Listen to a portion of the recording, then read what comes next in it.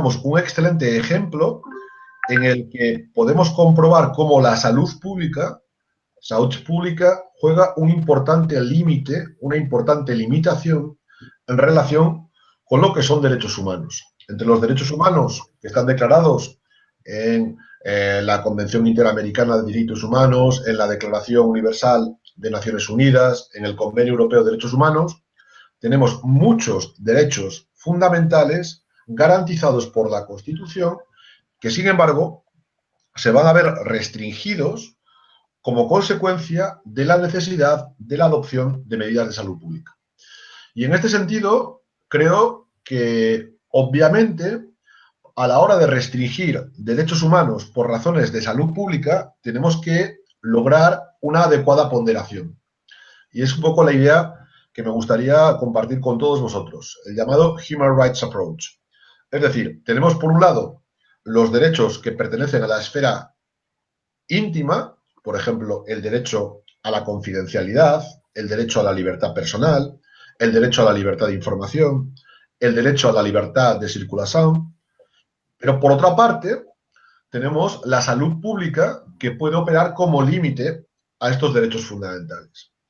Luego, la pregunta que podríamos hacernos es si al amparo o bajo el paraguas de la salud pública cabe cualquier restricción de derechos fundamentales. ¿Puede la salud pública, restringir todos los derechos fundamentales que podamos imaginar? ¿O por el contrario, no puede limitar ninguno? Yo en este sentido creo que en el ámbito del derecho a salud hay claramente que distinguir a salud individual, asistencia sanitaria individual, que se rige por el principio de autonomía del paciente. El paciente es libre para decidir qué ha de hacerse sobre su propio cuerpo. Mas, cuando hablamos de salud pública, el principio de autonomía no juega ningún papel aquí, porque existe un interés público prevalente. Esta es la regla general. A salud pública no aplica el principio de autonomía. Pero si vamos un poco más allá, si vamos más allá, creo que la gran pregunta que se tiene que hacer hoy en día en derecho sanitario es ¿cuál es la regla para ponderar y bajo qué procedimiento podemos establecer limitaciones en nombre de la salud pública a los derechos fundamentales? Porque es claro que las medidas anti-COVID afectan a derechos humanos. Por ejemplo, ¿qué acontece con el derecho a la confidencialidad?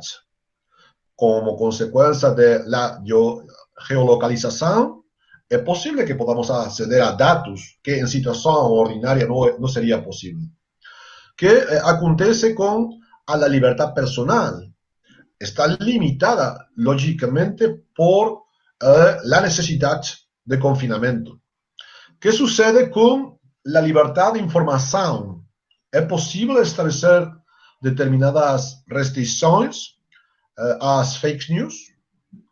¿O, por lo contrario, podemos invocar a la salud pública como un principio universal que permite cualquier tipo de restricción de derechos humanos o de derechos fundamentales?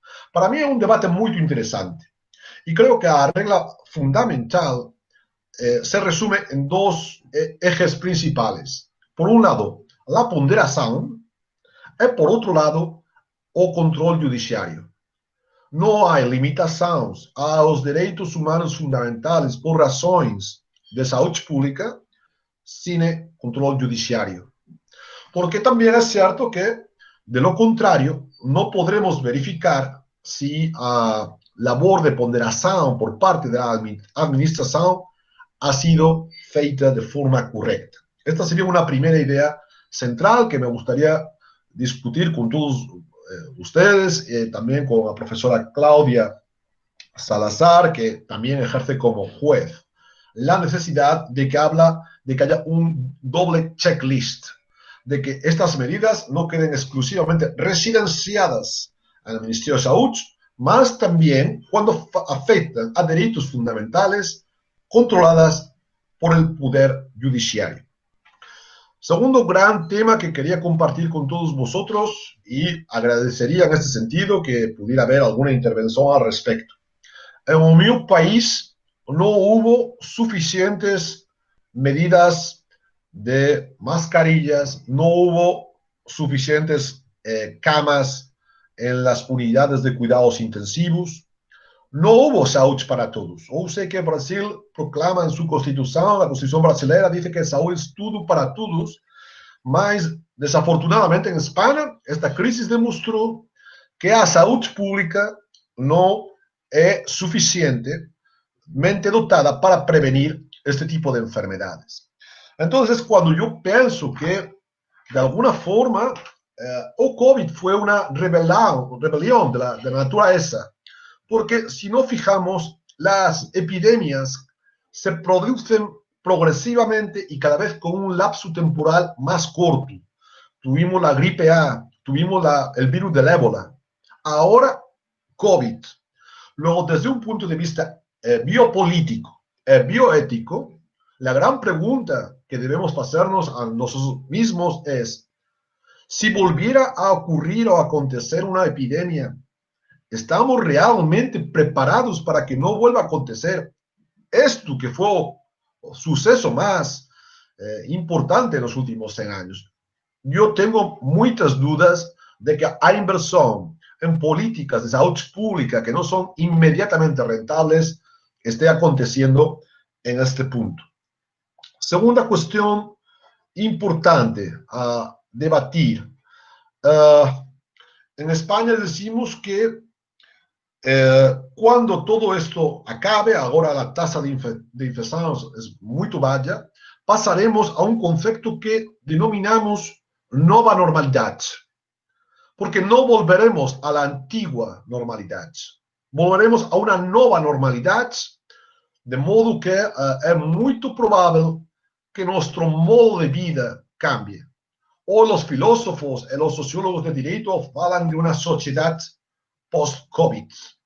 Creo que es urgente elaborar y combinar la teoría de los derechos humanos con la teoría que permite la intervención de los estados en caso de crisis sanitarias.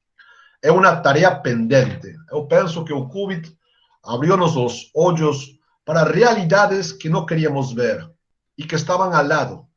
En España solemos decir muchas veces que el elefante está en la habitación, pero precisamente porque el elefante es tan grande, muchas ocasiones es imperceptible.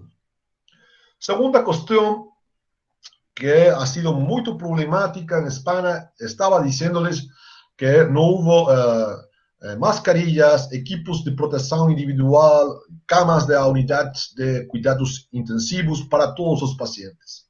Yo planteo un reto muy importante para el derecho sanitario.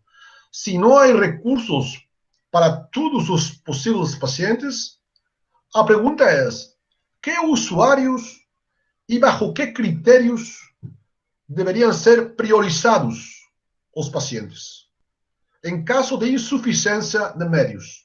Este ha sido un debate jurídico, sociológico, público muy importante en España en el mes de marzo, en el mes de abril.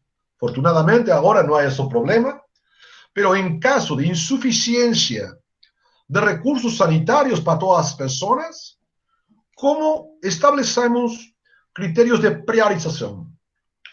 Esto ha sido muy problemático en España. Se han propuesto muchos criterios.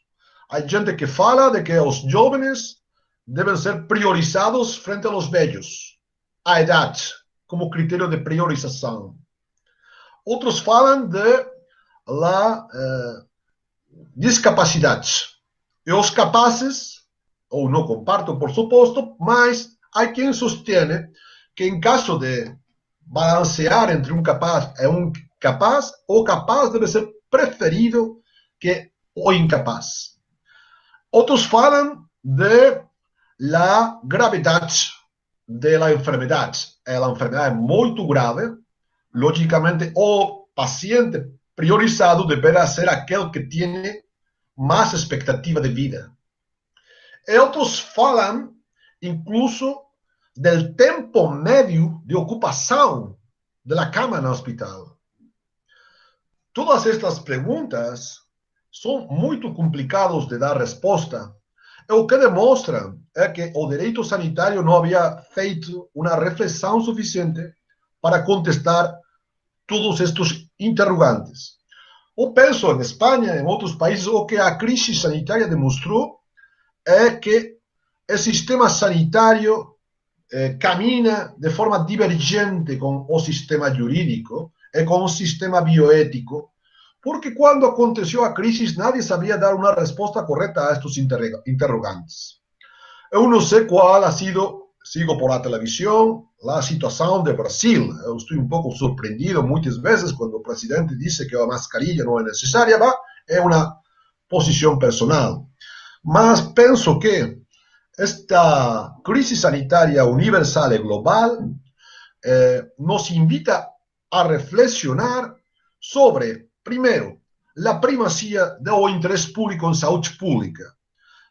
Estamos en un direito sanitario construido por tradición anglosajona que se basa en los self-determination rights, in the principle of autonomy, en el principio de autonomía. Cuando falamos de salud pública, autonomía no aplica, no juega ningún papel. Segunda cuestión, que creo que a crisis ha enseñado-nos, é a necessidade, é duro falar de esto, a necessidade de ter critérios de justiça e equidade social em caso de insuficiência de meios. Eu sei que o mais racional seria dizer, mas não deve haver insuficiência de meios. Ok, trabalhemos para que nunca falha nenhum tipo de insuficiência, mas em caso de haverla, o sistema tem que estar preparado para dar respostas. Neste sentido, se falamos de priorização de pacientes, eu penso que a idade não pode ser um critério de priorização, a vulnerabilidade não pode ser um critério de priorização. Por el mero feito de ser velho, de ser vulnerável, os direitos fundamentais permanecem e ficam exatamente igual de aquelas pessoas que são mais jovens ou que não padecem nenhum tipo de vulnerabilidade. Terceira enseñanza ou lição que devemos aprender da crise do Covid é que os sistemas de saúde pública foram sempre a hermana pequena do sistema sanitário. Temos um sistema sanitário medicocêntrico, hospitalocêntrico, que pivota sobre a assistência, que pivota sobre o princípio da autonomia. É o que eu falo em meus livros, o modelo Helsinki, porque a declaração de Helsinki no século passado estabeleceu por vez primeira o princípio da autonomia da paciente. Mas quando falamos de saúde pública, isto não é possível. E finalizo porque eu estou mais interessado casi em intercambiar ideias ou opiniões que em falar uno mesmo, e queria introduzir estas ideias para o debate. A última ideia que queria transmitir a todos vocês é que, curiosamente, esta crise originou um reforçamento dos Estados-nação. As crises produzem medo, temor na população. A gente busca refúgio no Estado-nação. Mas o problema radica em que o vírus não conhece que existe uma fronteira entre Brasil e Paraguai, não conhece a fronteira entre Brasil e Argentina, não conhece a fronteira entre Espanha e França. Vivimos na época da globalização, em que a gente viaja, não é possível a novos problemas afrontar velhas soluções. É por ello que, desde a perspectiva jurídica, que é a perspectiva desde a que eu falo, creio que a crise de coronavírus ha demonstrado a importância de cultivar uma nova disciplina que é o direito sanitário global, o Global Health Law. Não é direito internacional.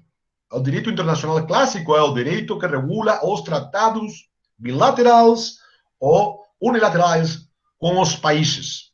O direito sanitário global, o Global Health Law, é direito emanado de organizações internacionais. Neste caso, Organização Mundial da Saúde, ou PAHO, ou OPS, ou Organização Mundial da Saúde, com sede em Geneve, em Europa. Si esta vez no asumimos que no caben respuestas jurídicas nacionales a problemas que son interterritoriales, volverá a acontecer lo que aconteció. Y esta vez no habrá ningún tipo de disculpa.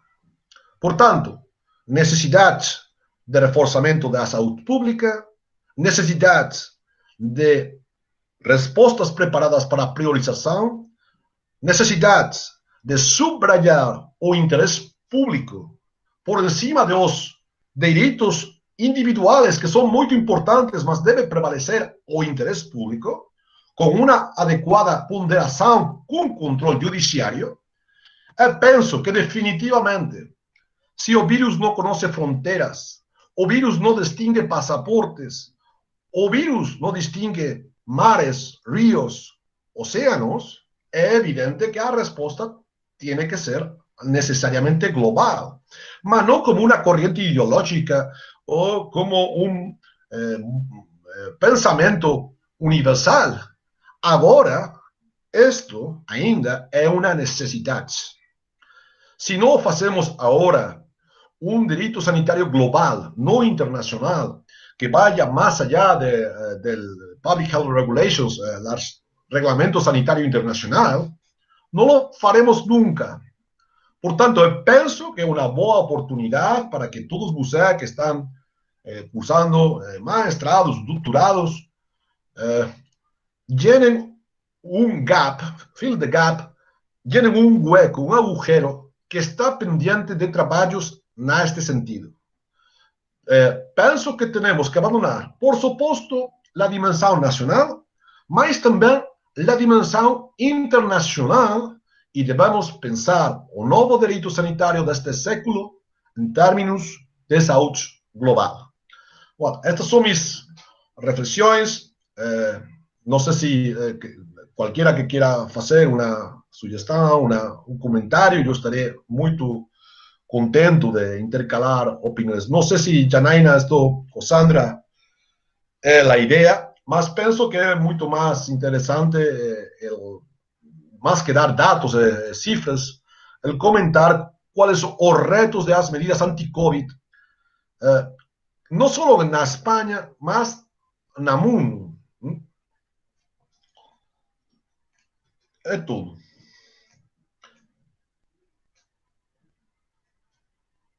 Ok? Não oigo. Não tienes, o micrófono está apagado, Janaína. Ok, agora. Ok. Sim. Então, boa tarde a todos. Agora, né, nós tivemos aquele pequeno imprevisto no início, mas faz parte do nosso novo cenário, das tecnologias, enfim, da nossa nova organização. Mas antes de nós iniciarmos, então, os debates, eu queria agradecer o professor Joaquim, que prontamente aceitou o nosso convite. Queria apresentar, então, brevemente o professor Joaquim, dizendo que ele é doutor em Direito pela Universidade de Cantábria, na Espanha, é diretor do grupo de pesquisa em Direito da Saúde e Bioética, vinculado à Universidade de Cantábria. Ele foi participou do serviço jurídico do Ministério da Saúde em Cantábria. Atualmente, então, ele é professor da Universidade de Cantábria. Também é membro do Conselho Consultivo da Associação Europeia de Direito da Saúde e é também o coordenador do Conselho da Rede Ibero-Americana de Direito Sanitário. E aí, então, quero agradecer ao professor Joaquim pela sua fala. Também quero agradecer à professora Sandra, do PPG da Uniriter, que fez essa parceria conosco. Agradecer a presença dos seus alunos da Uniriter e também os seus alunos da URGS. Quero agradecer a participação dos membros da Rede Ibero-Americana de Direito Sanitário, professora Cláudia Salazar, da Universidade Blas Pascal de Córdoba, também a professora Ana, do PPG da FMU, e a professora Letícia, do PPG da UBRA, nossos queridos alunos, mestrandos e doutorandos da Unijuí, e os professores que também estão presentes, em especial, né, o nosso coordenador, professor Michael. Então, professora Sandra, eu não estou visualizando a professora Sandra, talvez tenha caído a conexão dela. Não, estou aqui, Sandra, estou ouvindo. Ah, tá bem, então. Sandra, tu queres fazer uma fala também sobre o teu grupo, teu PPG? Não, simplesmente agradecer, não, ao professor Joaquim, sempre disposto a conversar conosco, e ver, Janaína, que realmente tu consegues agregar muita gente nessa tua rede, não? Tem gente de norte a sul do Brasil assistindo, uma honra ter a professora Ana Elizabeth, seria bom que ela também entrasse na Rede Ibero-Americana de Direito Sanitário, eu acho que esse poderia ser um convite. Vamos destacar, sim, a fala do professor Joaquim, sempre muito oportuna. E eu não sei se posso fazer uma pergunta, mas eu gostaria, Joaquim, me parece que quando falaste da ponderação entre o controle judiciário, o sistema da política, não? Talvez seria interessante, Joaquim, uma fala tua, alguma colocação de qual é o lugar da mediação sanitária, não? Porque eu acho que talvez ela nunca tenha sido tão importante. Me parece que todas as questões que tu coloca, elas são extremamente relevantes. Eu acho que ninguém está preparado para a pandemia, não. Eu acho que uma partícula menor que um grão de areia desestabilizou todos os sistemas sociais, o sistema da ciência não teve condição de dar uma resposta, e nem tem, não, de uma coisa tão avassaladora, não? E gostei muito dessa ideia de que, bom, a gente tem que reforçar o Estado-nação, mas nós precisamos pensar num direito sanitário global.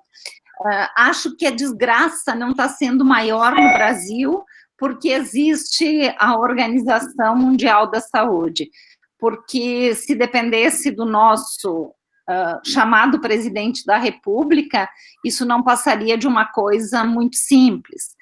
Sabe, Joaquim, que tu sabes que eu estudo muito a questão do Mercosul, e a gente fez toda uma análise dos discursos dos 4 presidentes, não? Enquanto no Brasil se politizou muito a questão, se leva para uma esquerda, para uma direita, nos outros países do Mercosul não tem essa divisão. São todos os partidos lutando com relação ao combate ao próprio vírus. E é por isso que nós temos números diferenciados como nós temos. Mas, assim, da minha parte, só agradecer a tua participação, a participação dos alunos, não, especialmente dos meus orientandos, que estão sempre super presentes, e te ouvir um pouco sobre o lugar da mediação sanitária neste período de crise. Já que a Unijuí, ela é um mestrado que trabalha muito com esses aspectos de mediação, não?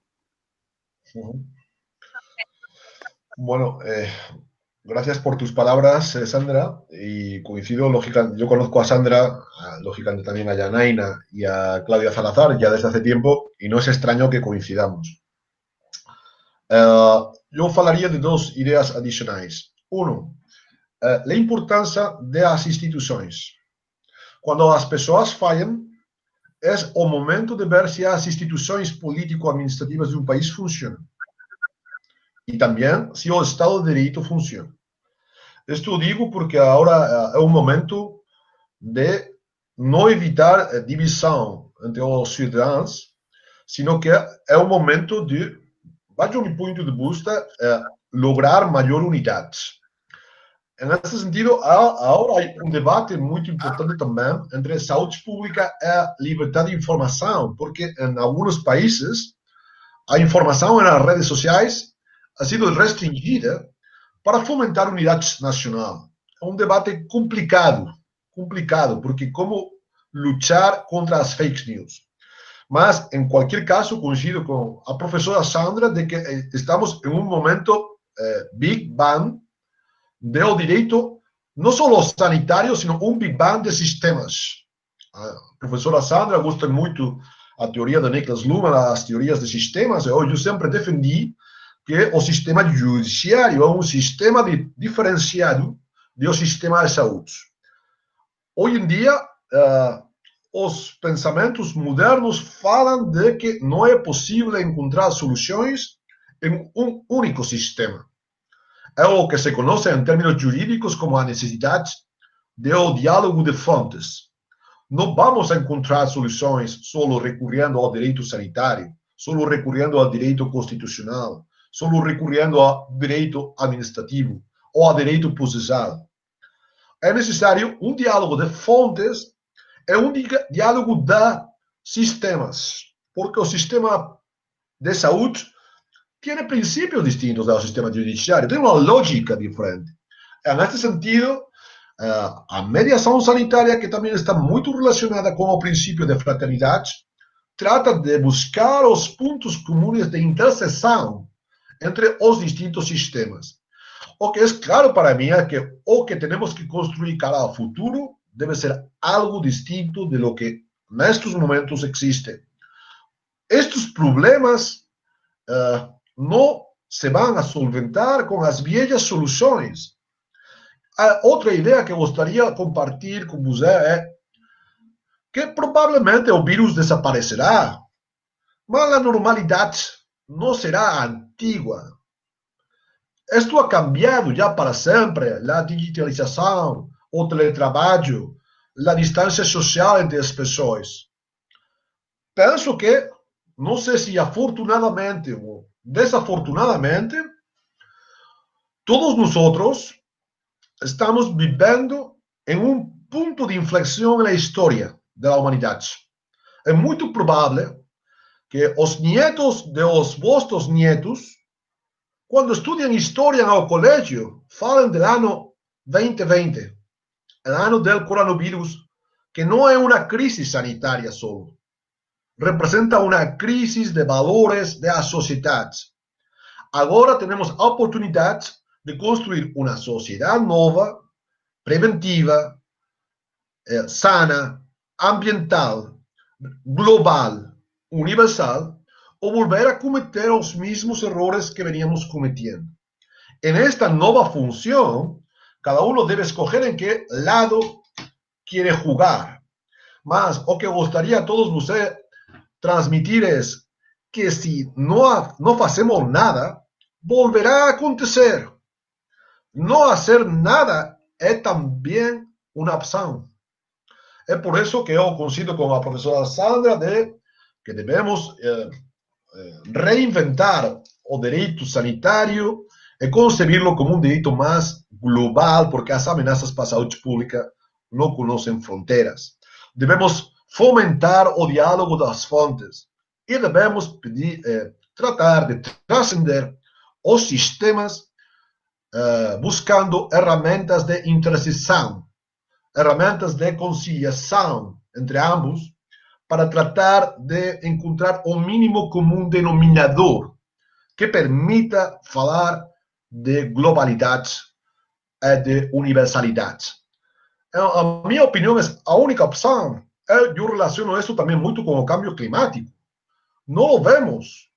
Quem podia imaginar que isto ia acontecer, que o mundo parou durante 2 meses? Não parou nunca na história.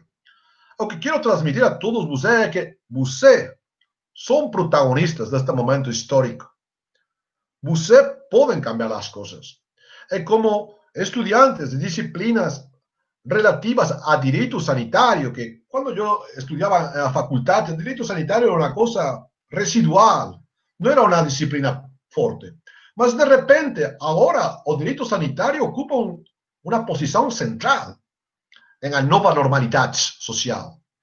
Por isso, o que os pido é que, na medida em que seja possível, tratéis de cultivar, de estudar, de analisar as instituições sanitárias desde a perspectiva de um novo direito sanitário global que não pode estar limitado por as fronteiras, porque as ameaças para a saúde pública não conhecem fronteiras. Esta é minha ideia fundamental e, nesse sentido, estou muito agradecido à invitação de Janaina, à intervenção de Sandra Martini, também, lógicamente, mi colega Cláudia Salazar.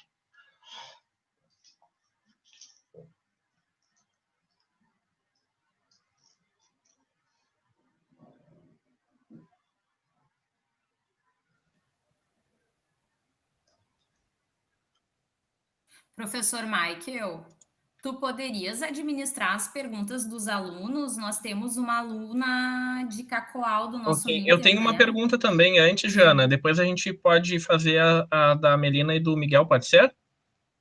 Sim. Claro, Ok. claro. Entonces, buenas tardes a todos. Es una gran satisfacción reunir en esta sala virtual a los investigadores, ¿no?, que forman parte de los grupos de investigación en biopolítica y derechos humanos desde UniRui y los derechos humanos y las transformaciones sociales desde UniRitter. Agradezco a la profesora Janaína Sturza y a la profesora Sandra Martini por organizar la actividad. Me gustaría saludar a nuestro invitado, el profesor Dr. Joaquín Cañón, y decir que es un gran placer conocerlo y escucharlo, abordar este tema tan importante y actual que es el tema de la pandemia. Muchas gracias por compartir con nosotros sus impresiones sobre los desafíos que plantea la pandemia al derecho a la salud en suelo español. Y tengo 3 preguntas. ¿Cómo se ha observado la crisis de salud brasileña en España? Si el mundo post-COVID, en su impresión con respecto al derecho a la salud, será un mundo mejor con respecto al acceso a los sistemas de salud pública. ¿Podría la pandemia representar un cambio en el modelo hospitalocéntrico? ¿Y hasta qué punto el miedo generado por la crisis puede representar, según lo que Agamben ha defendido, un refuerzo de la lógica de excepción dentro del alcance de los Estados-nación, colocando la paradoja de que el derecho a la salud frente al miedo, a la muerte, es la puerta de entrada a medidas excepcionales que tienden a normalizarse en el periodo posterior a la pandemia? Gracias. Muchas gracias, Michelangelo. Y parabéns por su español. O mío no es portugués, no es ni portuñol. 3 perguntas muito interessantes, muito interessantes. A primeira é como vemos em Espanha a crise brasileira. É uma pergunta complicada, porque em realidade é, em fundo, uma pergunta de como vemos Brasil. Eu noto muito cambio em Brasil. A primeira vez que eu visitei Brasil era a época de emergência de Brasil. Brasil era ano 2010, 2011, era uma potência e todo mundo pensava que Brasil é um continente, Brasil ia ser um país como China, era um BRIC também. A impressão é que el nuevo gobierno de Jair Bolsonaro, cada uno puede tener su propia ideología, mas penso que o feito mais fundamental é que o governo é um governo divisivo. Desde fora, vemos a sociedade brasileira muito dividida, muito enfrentada. Em certo sentido, me recorda a situação atual das sociedades em América. Creo que a política do século XXI é uma política muito mais confrontativa, não uma política basada no consenso.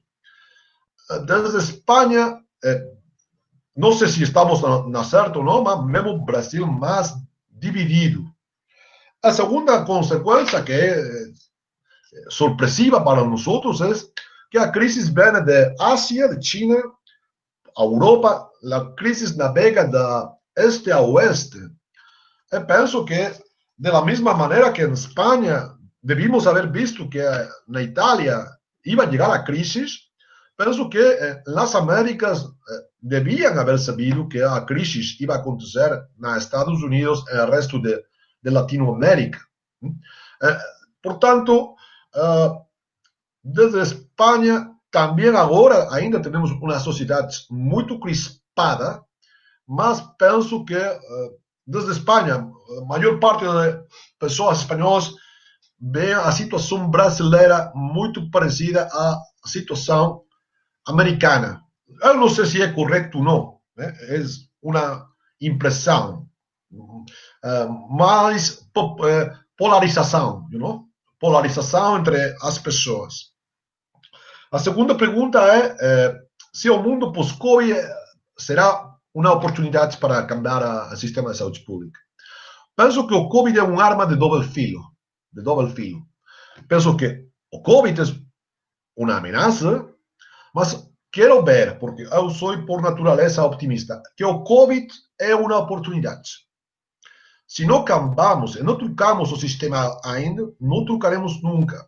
Que mais é necessário que aconteça para cambiar o sistema público de saúde, para favorecer o acesso das classes vulneráveis à atenção primária, para reforçar os sistemas de saúde pública.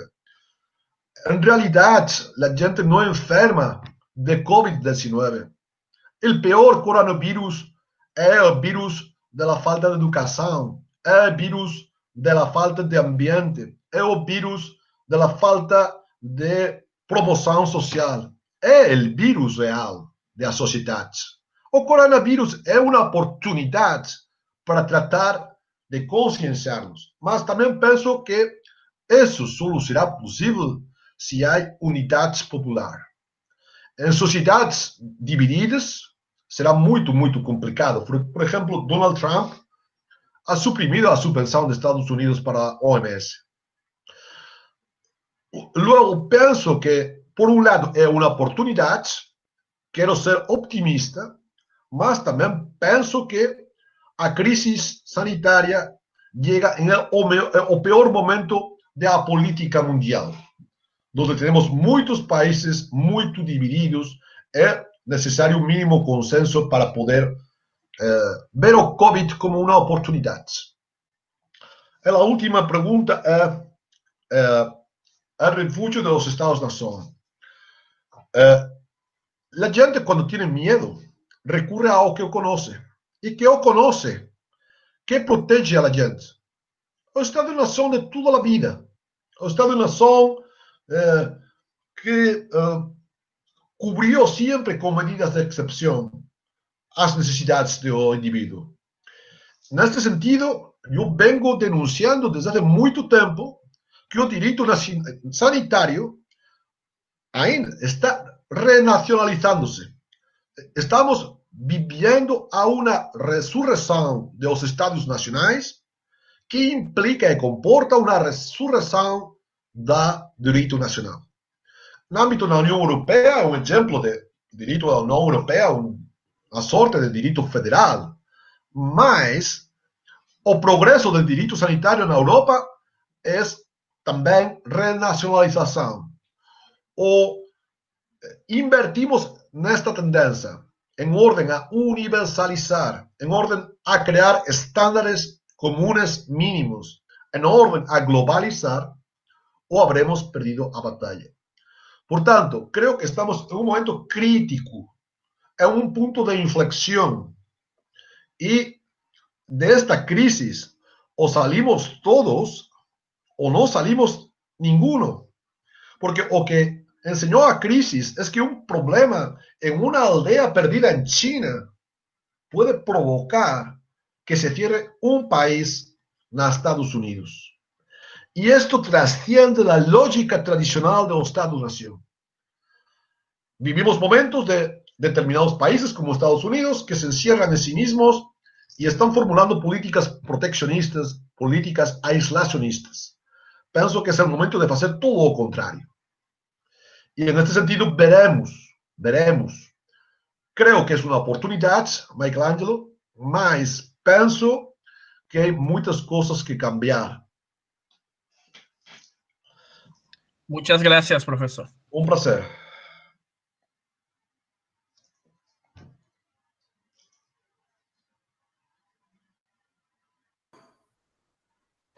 Michael, queres que eu conduza as perguntas, então? Acho que sim, né, Jana?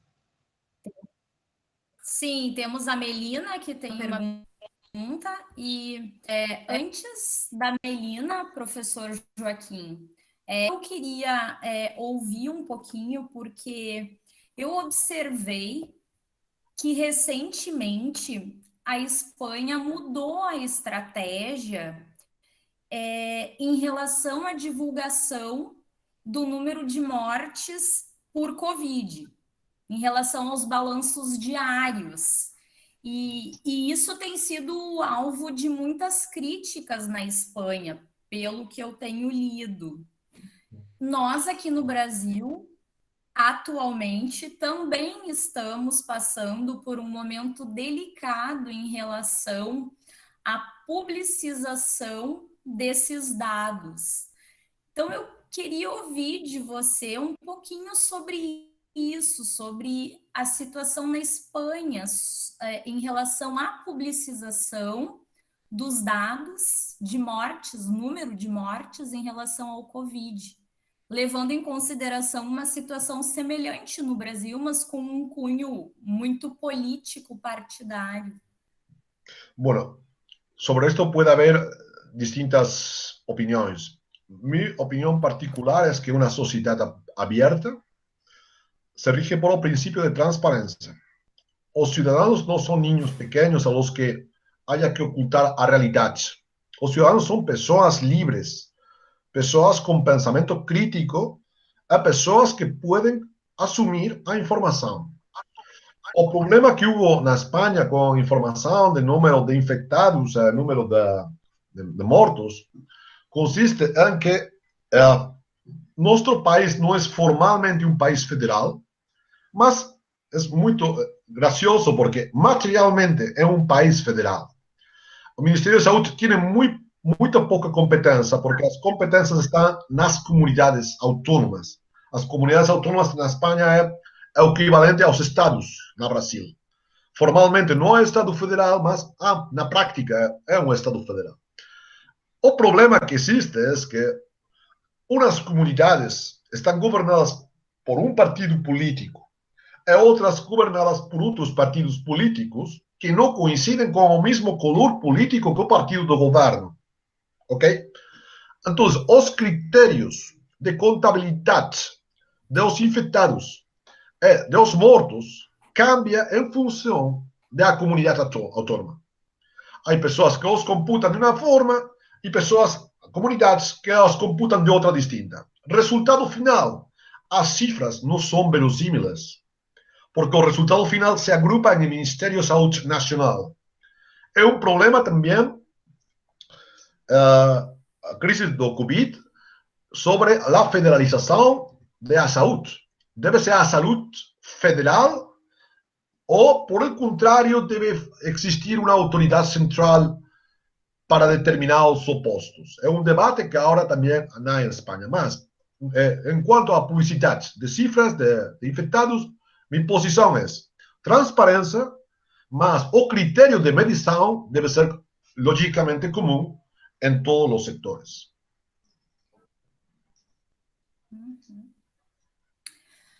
Professor Joaquim, eu vou encaminhar a pergunta dos nossos alunos que estão fazendo pelo chat. Então, a nossa aluna Melinda, do Minter de Cacoal, e aqui faço uma saudação especial aos nossos alunos do Minter.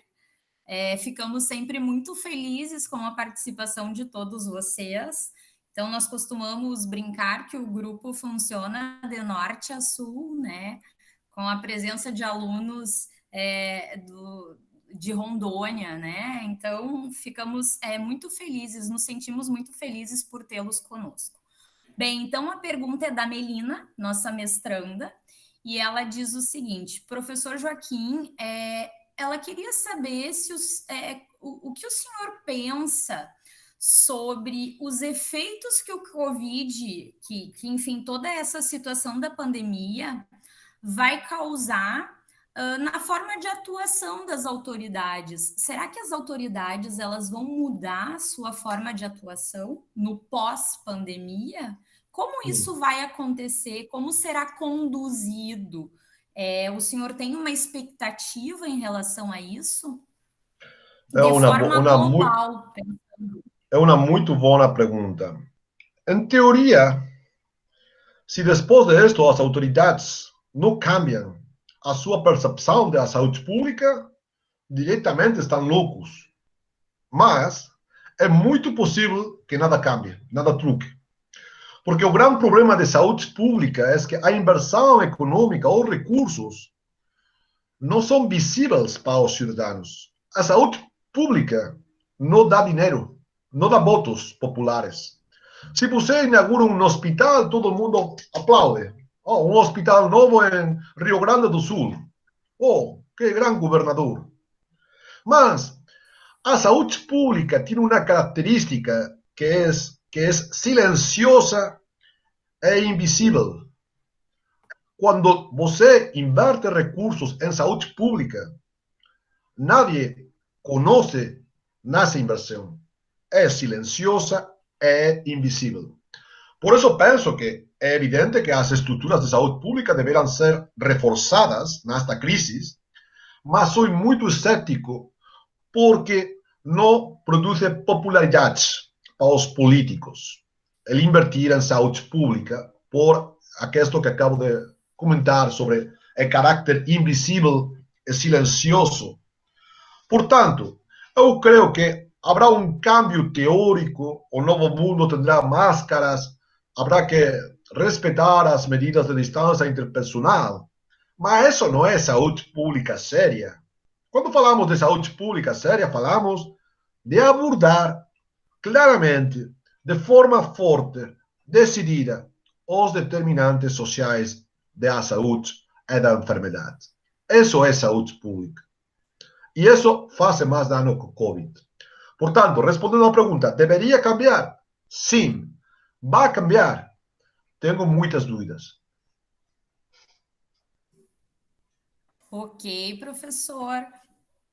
Mais uma pergunta agora do nosso mestrando, o Jonathan. Ele pergunta o seguinte: em que medida o sistema de diálogo está ocorrendo nas definições das prioridades em relação ao Covid? Como se faz um diálogo determinando as prioridades neste momento, mas levando em consideração os aspectos éticos, pensando de forma global? Obrigado por a pergunta. O diálogo de fontes é uma teoria muito fácil de explicar, mas muito difícil de aplicar, porque eu creio que requiere um cambio das concepções jurídicas clássicas. Nós somos treinados de forma monotemática nas disciplinas. Sou constitucionalista, sou civilista, sou criminalista. Por isso penso que o bonito do direito sanitário é que é uma disciplina das disciplinas. O direito sanitário é interdisciplinar, multidisciplinar, é transdisciplinar.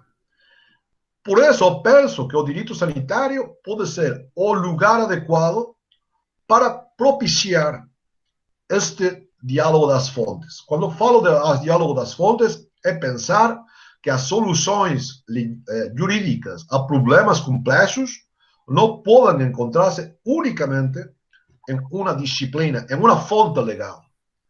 É, para mim, a parte mais atrativa do direito sanitário.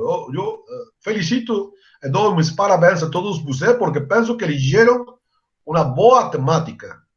O direito sanitário como direito do século XXI, direito interdisciplinar, transdisciplinar, intersistemático, em que o diálogo de fontes se pode produzir. Por exemplo, no direito sanitário podemos falar desde a saúde pública e a bioética, desde a sociologia das constituições ao direito constitucional, desde o direito civil, o princípio da autonomia, e o princípio direito processal, o direito criminal.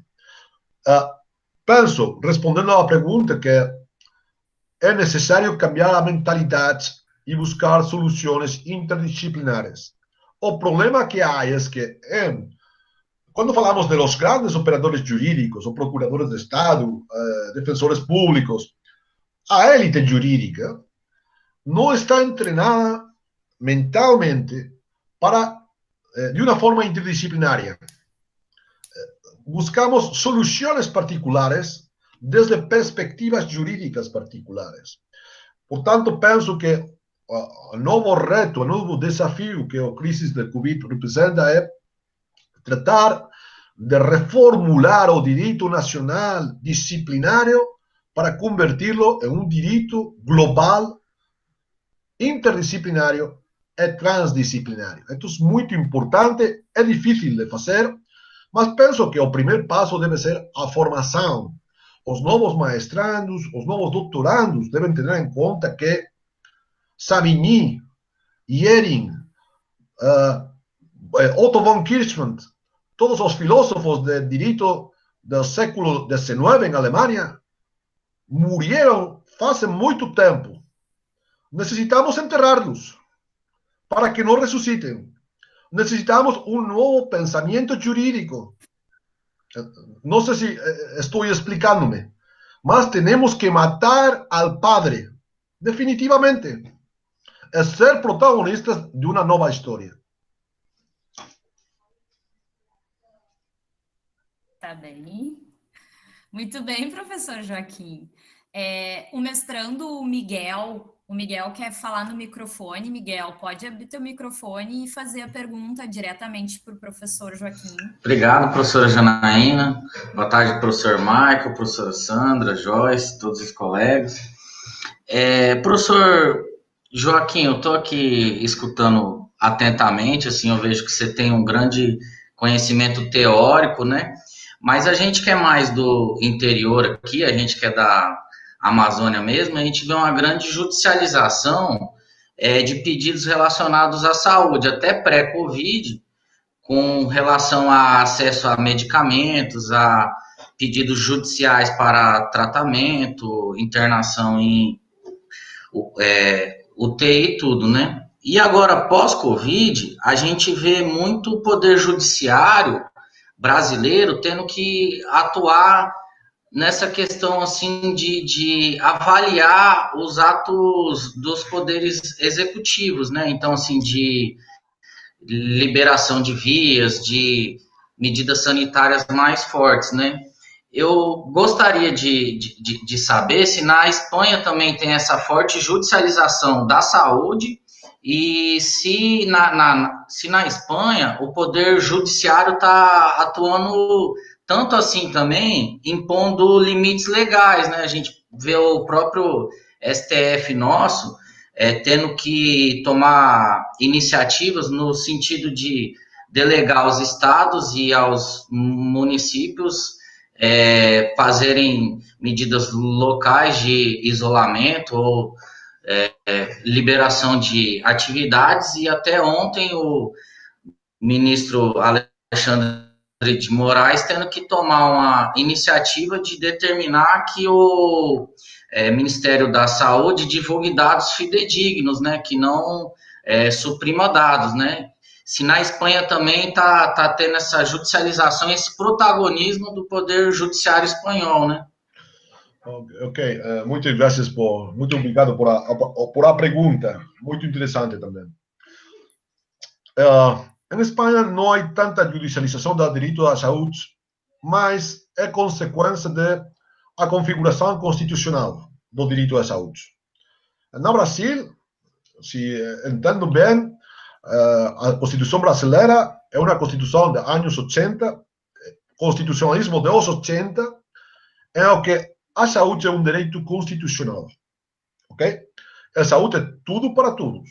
E, portanto, se o SUS, o Sistema Único de Saúde, não me proporciona o medicamento, não me proporciona assistência sanitária, eu posso recorrer ao judiciário de amparo. Mas em Espanha, o direito de saúde é um direito que falamos como direito de configuração legal. O juiz, o juez, não pode dar um medicamento porque o listado de acesso a tratamentos está fichado, é predeterminado por uma norma com rango de lei. Espanha sigue o sistema francês. O judiciário é, como dizia Montesquieu, la bouche de la loi, la boca que pronuncia as palavras da lei. Portanto, é estranho que haya judicialização em Espanha, porque a decisão é sempre do sistema sanitário. O juez não pode dar algo que não deu ao sistema sanitário, precisamente porque a saúde é um direito de configuração legal, não de configuração constitucional. Se a saúde em Espanha for um direito constitucional, então, nesse caso, o juez não está vinculado por la lei, sino que poderia entender que essa lei que nega o tratamento é inconstitucional e, portanto, prover a endereçar o medicamento. Por outra parte, em aqueles conflitos que há na Espanha, se puso em marcha de maneira exitosa a mediação sanitária. Quando eu estive em Brasília, uns anos trabalhando em um projeto de pesquisa para o Ministério da Saúde, eu comprovei que existia muitos reclamos para o SUS que não tinham resposta. Não era uma resposta negativa, era uma falta de resposta. Não era possível saber qual era a opinião do SUS. E, portanto, muitas vezes uno pensa que o SUS quer que o problema, que o pedido, seja solventado por o judiciário. Aí é onde joga um papel muito importante a mediação sanitária. Eu penso que os problemas de saúde devem ser resoltos por o próprio sistema judiciário. Penso que a judicialização é muito negativa para o direito à saúde, porque a lógica judiciária não é uma lógica sanitária, é uma lógica distinta. Por outra parte, se confiamos no Poder Judiciário para distribuir os recursos sanitários, é muito provável que se genere um efeito de inequidade. Porque só aqueles que tenham informação, que tenham educação, que tenham recursos econômicos para acudir ao judiciário, podem ver atendido o seu amparo. Mas minha pergunta é, o que acontece com aqueles que não têm formação, que não têm recursos econômicos e não podem ir ao judiciário? Se a saúde, os medicamentos, os tratamentos, os distribui o judiciário, o grande problema é que deixamos fora a toda a gente que por falta de recursos, por falta de educação, por falta de o que seja, não acude ao judiciário. Portanto, na Espanha, o problema é distinto, mas não porque exista mediação, mas porque o judiciário não pode atender neste tipo de amparos. Mas nos sistemas latino-americanos, em que saúde é tudo para todos, é um direito constitucional, a consequência é que finalmente decide o judiciário. E isso, bajo mi humilde ponto de vista, genera um efeito perverso, que é que o sistema sanitário pode lavar as suas mãos porque sabe que isto pode resolverlo al judiciario si es que o paciente acude al judiciario. Porque en muchos casos o usuario no va a recurrir al judiciario. Quando eu falava na época COVID de judicialização, não estava falando do tema de acesso a medicamentos, eu falava de judicialização de controle de medidas sanitárias obrigatórias. Se, por exemplo, há internamento obrigatório de uma pessoa concreta, na Espanha é necessário uma ratificação judiciária desse internamento. Se há uma vacunação obrigatória, o juiz tem que ratificar. Mas creo que a judicialização não é boa, excesso de judicialização não é boa para o direito à saúde. E isso planteia debate muito interessante. O máximo da carteira de serviços sanitários lo deve ficar o legislador ou o constituyente. Se o fija o legislador, vamos a ganar na seguridade jurídica, porque sabemos em todo momento o que ficou o Senado, ou Câmara dos Representantes. Se o fija o constituinte, evidentemente não vai haver uma lista de tratamentos, sempre vai ser uma matéria aberta.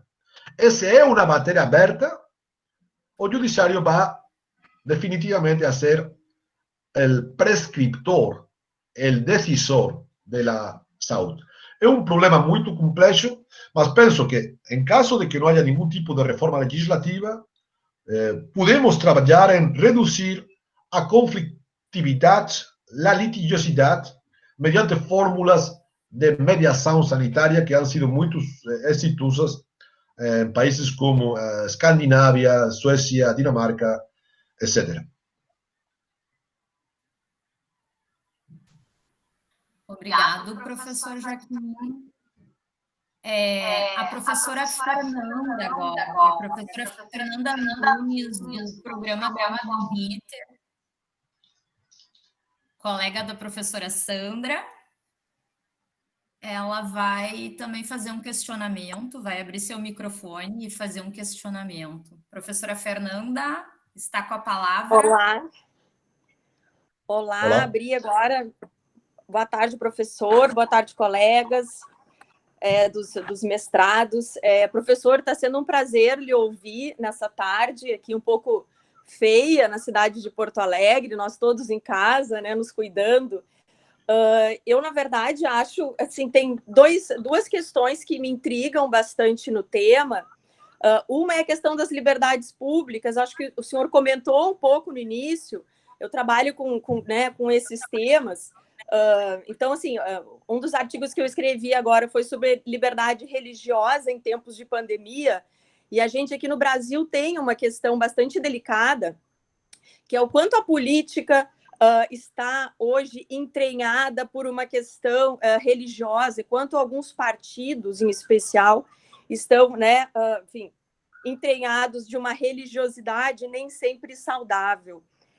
Sem querer me alongar, porque eu sei que o tempo é curto, eu gostaria só de saber do professor se acontece algo similar, enfim, na Espanha e na Europa como um todo, se puderes comentar, o quanto as questões de saúde pública, especialmente nesse momento de pandemia, são atravessadas pela questão religiosa, só para a gente pegar uma liberdade, né, para poder comentar. Aqui a gente teve, no estado do Rio de Janeiro, por exemplo, a questão foi judicializada, né, os templos querendo abrir, prefeito e governador liberando os templos para funcionamento, templos com mais de 3 mil, né, que aceitam mais de 3 mil pessoas, e aí a gente com uma questão de saúde pública desta monta, enfim, e uma outra, né, liberdade aí sendo discutida, e alguns partidos e governantes não entendendo que nesse momento a gente tem uma questão mais relevante, nos parece, que é a de proteção da vida das pessoas. Quer dizer, isso tem sido um problema por aí ou não? Bueno, gracias obrigado por a pergunta, Fernanda. En el constitucionalismo europeo hay tres posibilidades a la hora de regular la cuestión religiosa. Hay estados que optan por un modelo confesional, hay muy pocos, en que existe una religión oficial del Estado, un modelo oficial. Reino Unido, por ejemplo, religión oficial del Estado es la Iglesia Anglicana. Y parece que no, mas a Iglesia Anglicana tiene un muy fuerte poder en el Reino Unido. Un segundo modelo es o modelo laico, que no reconoce ningún tipo de religión preponderante, mas existe una que debe ser preferida, el modelo español, a la religión católica, más hay libertad religiosa para practicar. Y el tercer modelo es el modelo laicista, el modelo francés. El modelo francés predica una radical separación entre Estado e Iglesia. Es prohibido financiar cualquier tipo de religión. A diferencia entre el modelo laicista francés y el modelo laico español, es que el modelo español ve el fenómeno religioso como algo positivo que forma parte de la libertad de conciencia de cada individuo. Por tanto, el Estado español da recursos a Iglesia Católica, a judíos, a Iglesia Protestante, a Iglesia Evangelista, a Iglesia Musulmana. El Estado francés es terminantemente prohibido. Fernando pregunta por los problemas que ha habido entre libertad religiosa y COVID. En España no hubo, porque las únicas medidas de contención que hubo al principio fue la imposibilidad de que hubiera más de 10 personas en los lugares de culto, porque eran lugares donde era fácil la propagación de la enfermedad. Al principio hubo unos pequeños obispos que continuaron celebrando misas, mas la autoridad sostuvo que por encima de una libertad individual, a libertad religiosa, una libertad constitucionalmente protegida, está el derecho a la salud. Hubo un recurso en amparo del obispo, fue una medida cautelarísima, los tribunales dejaron claro que siempre que sea posible, también la doctrina del Tribunal Europeo de Derechos Humanos, siempre que sea posible garantizar ambos derechos y combinarlos, hay que optar por esa posición. Mas, si no es posible, en este caso no era posible, hay que optar por salud pública. Voy a poner un ejemplo con derecho de manifestación. Hay un partido ultraderechista en España que quiere manifestarse contra el gobierno, mas las manifestaciones son peligrosas. ¿Prevalece la salud pública o derecho a manifestación? A doctrina del Tribunal Europeo de Derechos Humanos, que es aplicable en España, es: si es posible conciliar ambos derechos, hay que adoptar una medida que permita ambas cosas. Usted sabe cómo son las manifestaciones en España durante el COVID. En vehículo. Es posible manifestarse en vehículo, porque una forma de no propagar enfermedad al mismo tiempo garantizar derecho de reunión. Es un poco ridículo, con el claxon. Ma, pongo otro ejemplo de libertad religiosa. Vamos a imaginar una persona de la iglesia adventista del séptimo día. Estas personas no trabajan los sábados. Tuvimos el caso de una persona que tenía que hacer un examen en la universidad. El examen era a las 5 de la tarde. Era un examen para todos los alumnos, tipo test. Esa persona alegó: no, yo soy de la iglesia adventista del séptimo día. Yo no hago exámenes los sábados por la tarde. Al principio dijimos: usted tiene que hacer un examen el sábado por la tarde porque está en una institución pública. Mas cuando estudiamos el tema, dimos cuenta de que es posible combinar a su libertad religiosa con el interés público. Sí. ¿Qué hacemos? A las 5 de la tarde encerramos a la alumna en una aula para que no conociera el contenido de exámenes o no conociera las preguntas. Y cuando se puso el sol, a las 8, ya era de noche, entonces usted puede hacer el examen. Lo que quiero decir es que a ponderación durante la COVID exige tratar de proteger el derecho fundamental si es posible a su preservación, mas si hay que sacrificar na balanza salud pública o libertad religiosa, por supuesto que hay que sacrificar libertad religiosa, libertad de circulação, liberdade de expressão. Mas sempre que hayamos feito previamente essa tarefa de ponderação. Se não há uma ponderação prévia, não é possível eliminarla radicalmente. Porque também se corre o peligro inverso, de que al amparo de la emergencia se adopten medidas que vayan contra los derechos fundamentales.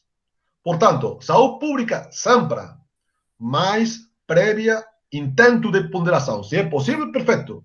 Se não é possível, é necessário haver acreditado que esse exercício foi feito.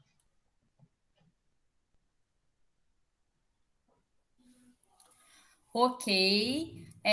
Bom, pessoal, nós temos no chat muitas perguntas. Talvez não seja possível pontuarmos todas elas em razão já do adiantado da hora, especialmente para o professor Joaquim na Espanha. Então, eu organizei aqui uma ordem até a Priscila da FMU. E aí, depois, eu gostaria de contar com a colaboração de todos para que nós encerrássemos, porque realmente são muitos questionamentos e acho que a gente vai ter que marcar um outro encontro, professor Joaquim, para o senhor responder todas as questões. Bom, eu vou passar a palavra para a professora Letícia, do Programa em Desenvolvimento Humano da UBRA. Professora Letícia, pode abrir aí seu microfone. Faça a pergunta diretamente ao professor Joaquim. Tudo bem. Professora, tudo bem, colega? Está com problemas de saúde, mas está aí. Bom, é um prazer, então, podê-lo escutar, professor.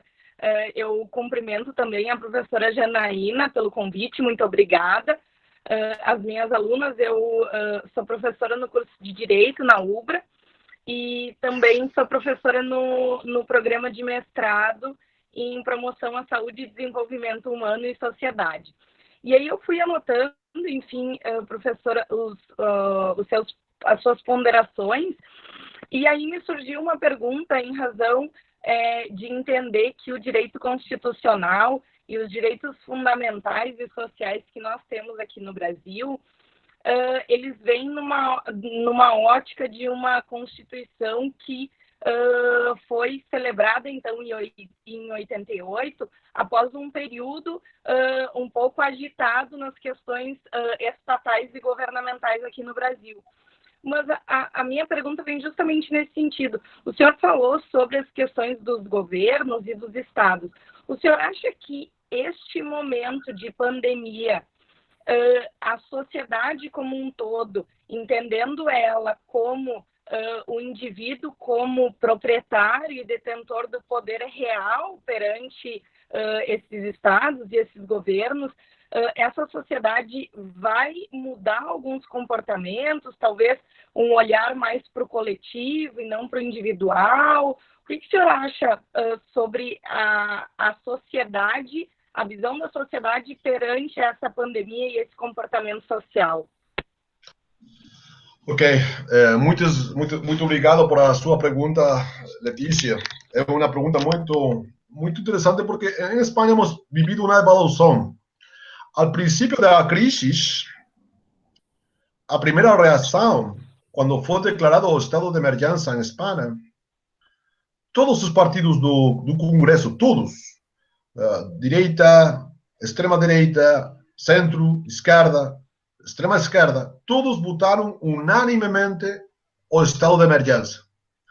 Durante o primeiro mês, a sociedade permaneceu e ficou unida. Mas, al princípio da pandemia, a cidadania saía às 8 da tarde a los balcones a aplaudir a los sanitários. Era muito emocionante.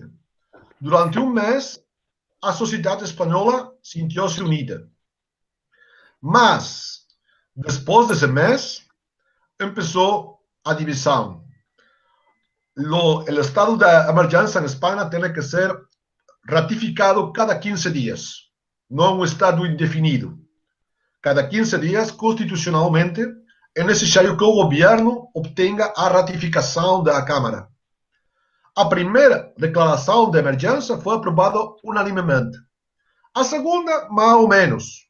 Portanto, o primeiro mês houve muita sensação de união na sociedade espanhola, especialmente porque todo mundo era consciente de que os sanitários, os profissionais sanitários, estavam sacrificando as suas vidas sem ter métodos suficientes. E todo mundo saía aos balcões a aplaudir. Mas, depois deste mês, chegou a divisão política. Você sabe a hora que passa? Às 8 da tarde na Espanha. Parte da população está aplaudindo. A outra parte da população está com cacerolas protestando contra a gestão do governo. Portanto, dependendo da zona, você ouve aplausos ou pode ouvir cacerolas. Portanto, eu penso que o que a pandemia ha demonstrado é que quanto mais dura no tempo, mais difícil que fique a coesão social. Creio que as pessoas não estamos preparadas para estar tanto tempo confinadas.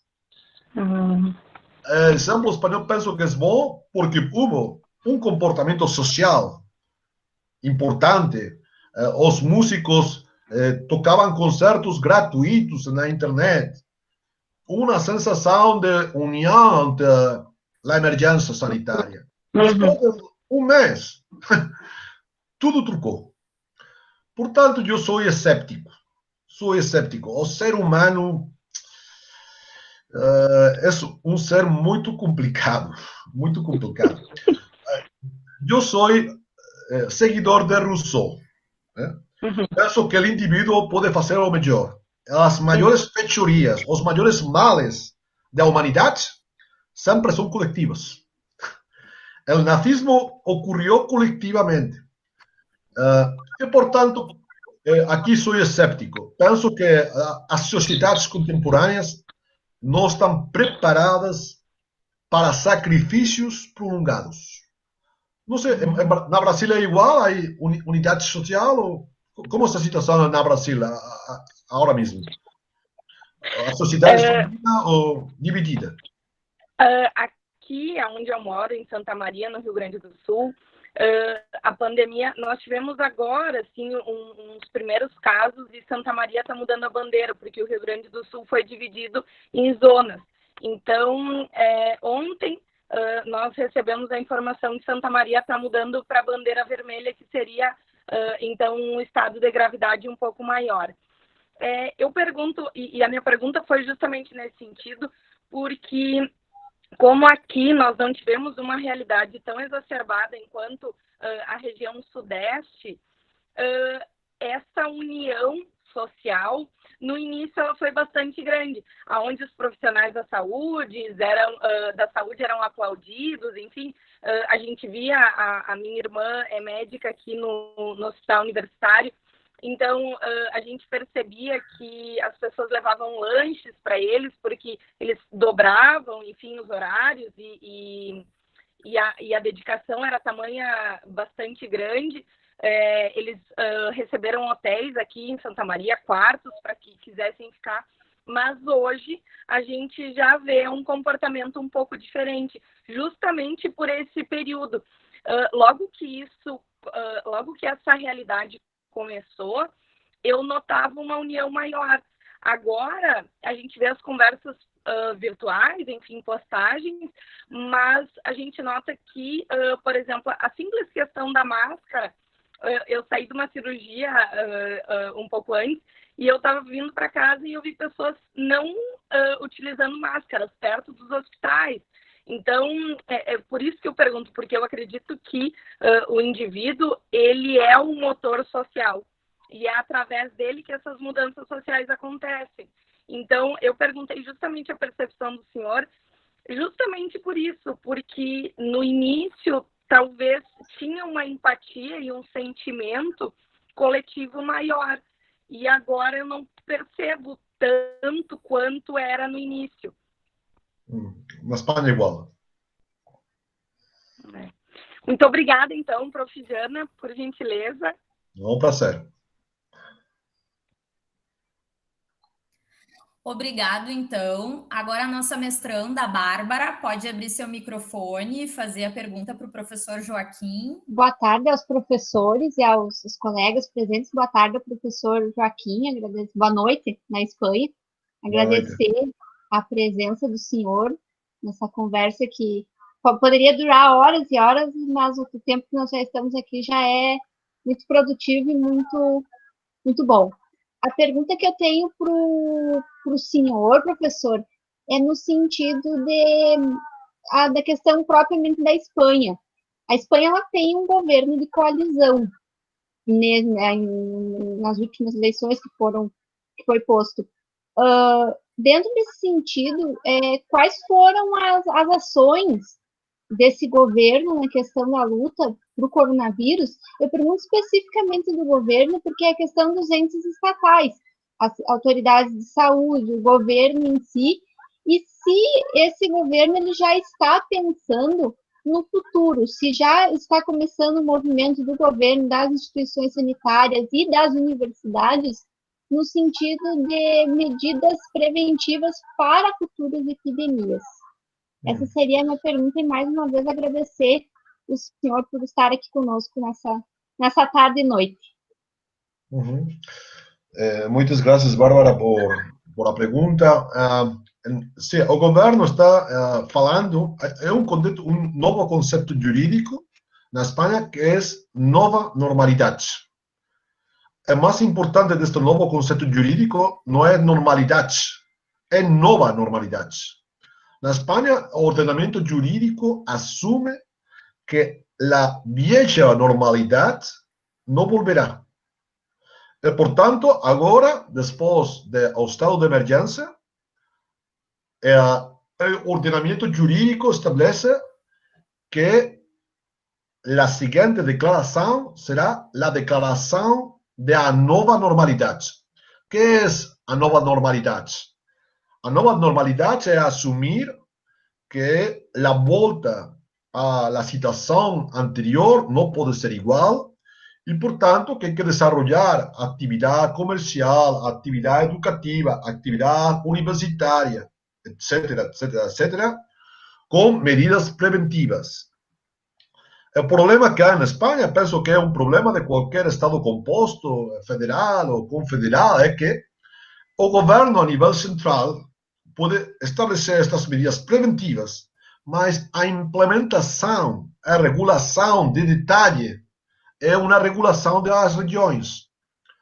Portanto, neste estado de novas medidas preventivas, o estado de nova normalidade, o governo só pode estabelecer regras muito básicas. Não sei se na Brasília é igual, depende dos governadores dos estados ou do governo federal, mas, por exemplo, nos Estados Unidos, têm o mesmo problema. Nos Estados Unidos, por exemplo, os governadores dos estados são os que podem levantar ou prorrogar a emergência. Não Donald Trump, não o governo federal. Nos países, não igual, mas muito similar, porque o governo central pode estabelecer medidas preventivas, que fundamentalmente é uso obrigatório de máscaras, obrigatório, e uso obrigatório de gel, de jabón para lavado de manos, a distância interpersonal de 2 metros. Isso é muito pouco. Seria suficiente se a gente cumpre, mas muita gente não cumpre. Por isso, é importante repensar qual deve ser a relação entre as autoridades nacionais e as autoridades estatais, infraestatais também, e locais. Porque este é um novo desafio do Covid. Se não há uma coordenação de políticas públicas, não será possível uma luta, um combate efetivo contra a enfermidade. Logo, respondendo à sua pergunta, Bárbara, há medidas preventivas a nível nacional, mas são muito limitadas, essas 3 coisas, uso obrigatório de máscaras, gel hidroalcoólico, distância de personal. E também olvido una última competencia del gobierno central, que es que puede establecer limitaciones a la movilidad geográfica entre regiones. Si usted vive en una región, en una comunidad, no es posible ir a otra comunidad distinta. Si usted vive en Brasil, Sao Paulo, no es posible viajar a Río de Janeiro porque forman parte de estados distintos. O Mato Grosso do Sul no puede ir a Rio Grande do Sul. ¿Okay?